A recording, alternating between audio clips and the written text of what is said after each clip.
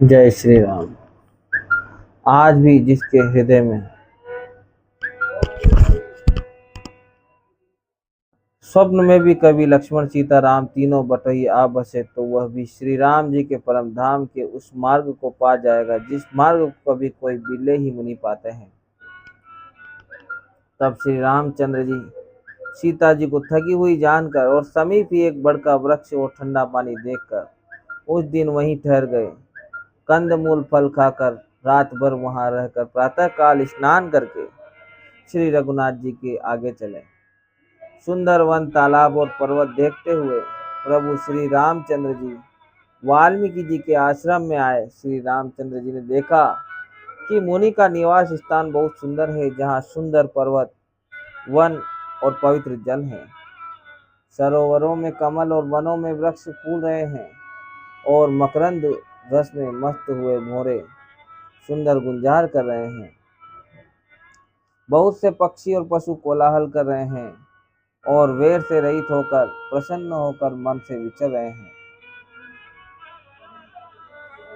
पवित्र और सुंदर आश्रम को देखकर कमल नयन श्री रामचंद्र जी हर्षित हुए। रघुश्रेष्ठ श्री राम जी का आगमन सुनकर मुनि वाल्मीकि जी उन्हें लेने के लिए आगे आए। श्री रामचंद्र जी ने मुनि को दंडवत किया। विप्र श्रेष्ठ मुनि ने उन्हें आशीर्वाद दिया। श्री रामचंद्र जी की छवि देखकर मुनि के नेत्र शीतल हो गए। सम्मान पूर्वक मुनि ने उन्हें आश्रम में ले आए।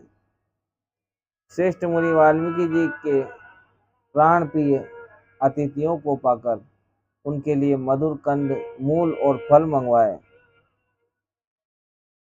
श्री सीता जी, लक्ष्मण जी और रामचंद्र जी ने फलों को खाया। तब मुनि ने उनको विश्राम करने के लिए सुंदर स्थान बतला दिए। मुनि श्री राम जी के पास बैठे हैं और उनकी मंगल मूर्ति को नेत्रों से देखकर वाल्मीकि जी के मन में बड़ा भारी आनंद हो रहा है। तब श्री रघुनाथ जी की कमल सदृश हाथों को जोड़कर कानों को सुख देने वाले मधुर वचन बोले। हे मुनिनाथ, आप त्रिकालदर्शी हैं। संपूर्ण विश्व आपके लिए हथेली पर रखे हुए बेर के समान है। प्रभु श्री रामचंद्र जी ने ऐसा कहकर फिर जिस जिस प्रकार से रानी कैकेयी ने वनवास दिया वह सब कथा विस्तार से सुनाई और कहा, है प्रभु, पिता की आज्ञा का पालन, माता का हित और भरत जैसे स्नेही एवं धर्मात्मा भाई का राजा होना और फिर मुझे आपके दर्शन होना, यह सब मेरे पुण्य का प्रभाव है।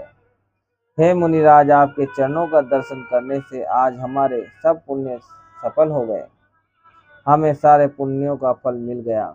अब जहाँ आपकी आज्ञा हो और जहाँ कोई भी मुनि उद्वेग को प्राप्त न हो, क्योंकि जिस मुनि और तपस्वी दुख पाते हैं वे राजा बिना आज्ञा के ही अपने दुष्ट कर्मों से ही जलकर भस्म हो जाते हैं।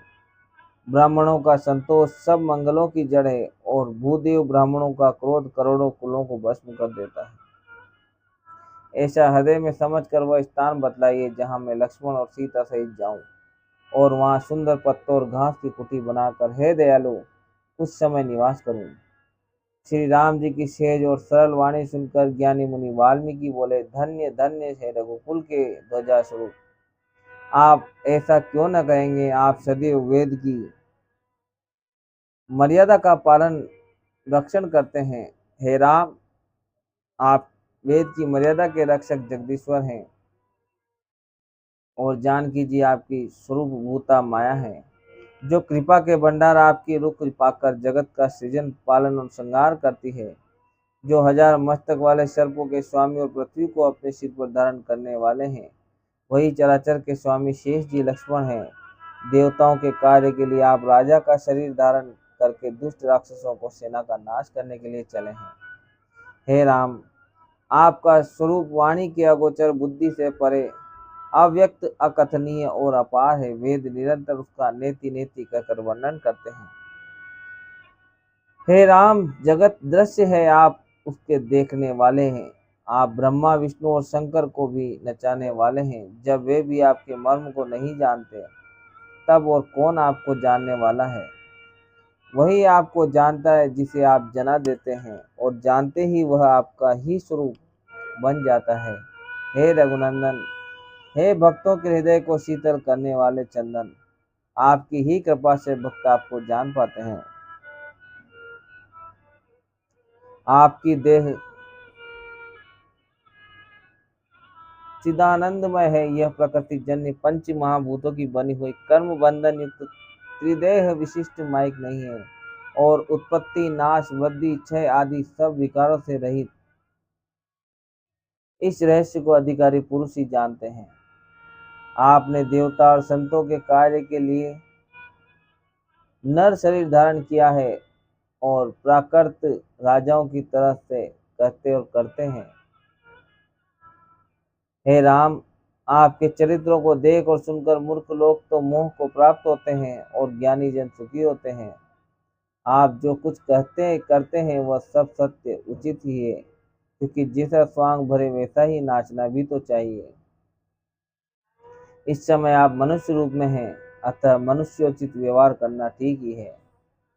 आपने मुझसे पूछा कि मैं कहाँ रहूं, परंतु मैं यह पूछते सकुचाता हूँ कि जहाँ आप न हो वह स्थान बता दीजिए, तब मैं आपके रहने के लिए स्थान दिखाऊं।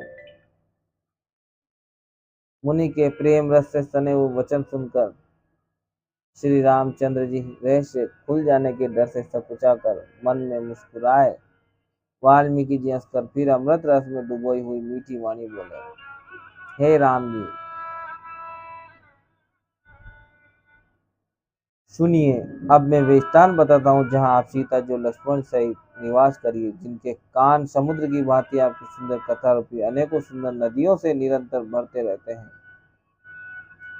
परंतु कभी पूरे तृप्त नहीं होते। उनके हृदय आपके लिए सुंदर घर है, और जिन्होंने अपने नेत्रों को चातक बना रखा है, जो आपके दर्शन रूपी मेघ के लिए सदा लालायित रहते हैं। जय श्री सीता।